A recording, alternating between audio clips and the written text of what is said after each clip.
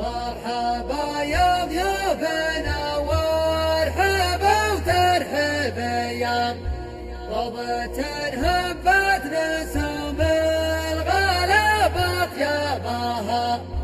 يا ابن قروش راعي الحفل والصحب الكرام تعتبر جيتكم أكبر شرف لأحبابها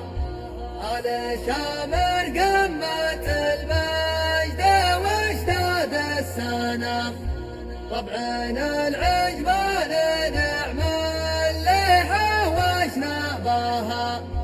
قوم ركان المعارك ومفتوق الحساب دون نقص في القبايل ولا بنسبها باسم سالم وعين صلب يامية يا مرحبا يا ابن قروش بالحراني نرفع لك الصوت والعرفة جنوبية والنشرف في وصولك يا بركاني نثني ترحيبنا من صادق النية على ضيوف الحفل شايب وشباني على ضيوف الحفل شايب وشباني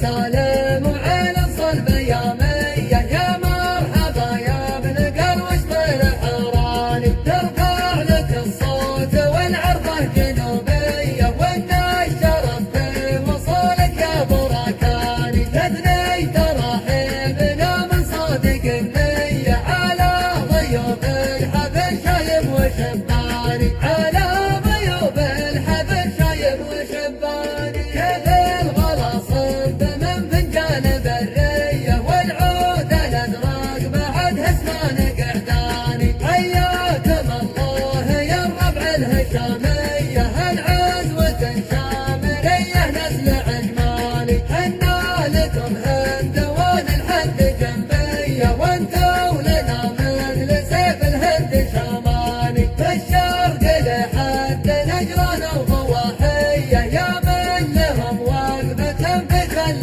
ميداني يا من لهم وقفة في كل ميداني كيف الغلا صب من فنجان برية والعود الأزرق بعد هسمان قعداني حياكم الله يا الربع الهشامية العزوة شامرية نسل عجماني حنا لكم هند وللحد جنبية وانتو لنا مثل سيف الهند شاماني في الشرق لحد نجران وضواحية يا من لهم وقفة في كل ميداني يا من لهم وقفة في كل ميداني اسمع سالم وعين صلب يامية يا مرحبا يا ابن قروش بالحراني ترفع لك الصوت والعرفة جنوبية والنشرف في وصولك يا بركاني تثني ترحيبنا من صادق النية على